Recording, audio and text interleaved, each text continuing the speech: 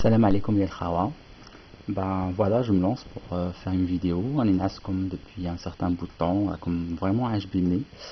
Et je me suis dit que je ferais une vidéo dès que j'aurai le temps. Là, j'ai toujours pas le temps, mais je voulais réagir à un sujet d'Afaino sur la misogynie des femmes entre elles.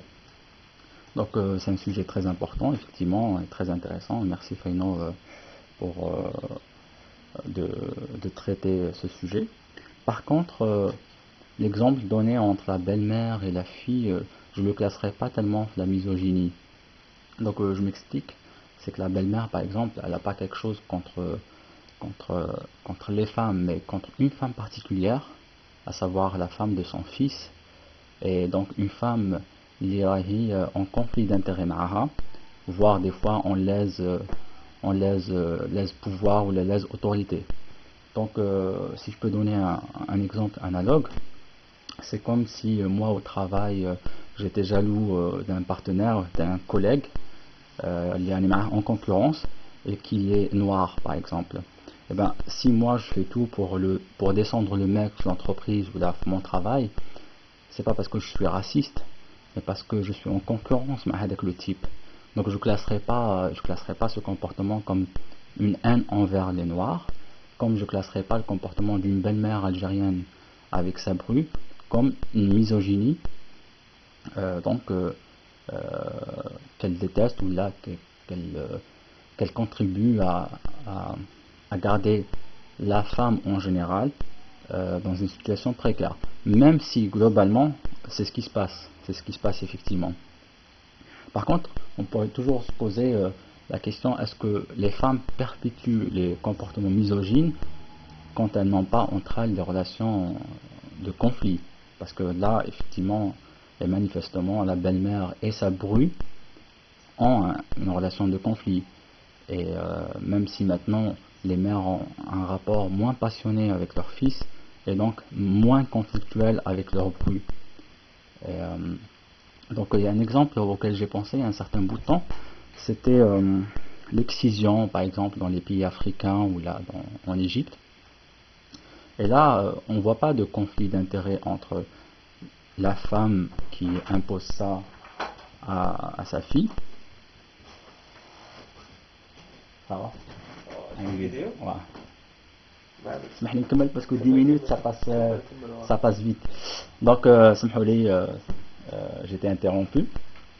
Donc par exemple l'excision, il n'y a pas de relation de conflit. Donc la mère elle perpétue la tradition de l'excision, elle l'applique à sa fille même si elle en a souffert.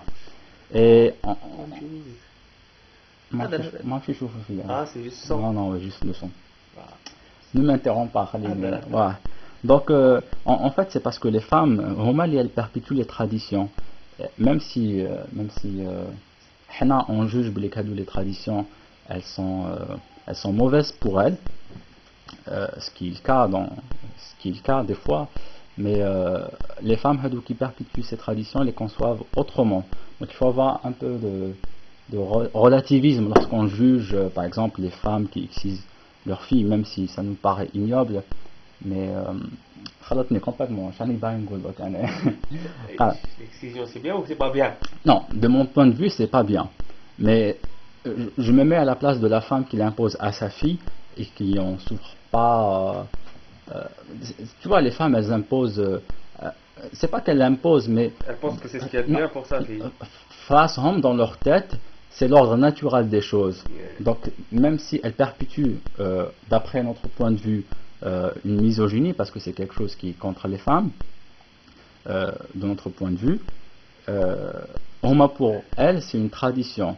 C'est comme les femmes africaines qui mettent des... Voilà, les femmes africaines, il y en a même des asiatiques qui mettent voilà, les femmes girafes, qui mettent des trucs dans leur cou, et elles n'imaginent pas la société ou la structure de la société sans ça.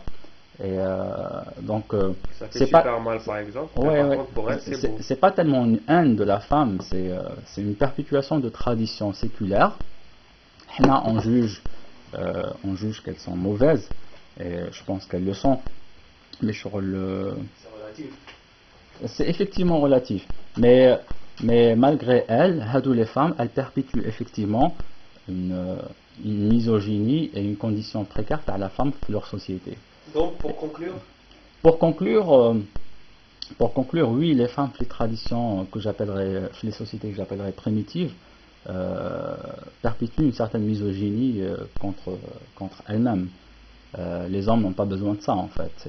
C'est les femmes qui tiennent la famille, qui tiennent les mœurs. C'est toujours la femme qui dit à sa fille ne fais pas telle chose ou fais telle chose même si elle est mauvaise pour elle. Donc, euh, ouais. Voilà, tu m'as interrompu à la vague. J'étais un fil de discussion, pas de ça prouve que le très fil direct très n'était pas très. très général. Et donc voilà mon avis. Là je vais couper. Je vais rendre l'antenne. Ça, là, je mets des Et vidéos. si c'est une vidéo. Et si Non, je mets des vidéos, je fous. euh, s'il y a des choses qui n'ont pas été claires pour vous, je répondrai par une autre vidéo, là par les commentaires. Allez, Allah fait à la Ah oui, prochaine, je suis Inch'Allah. content.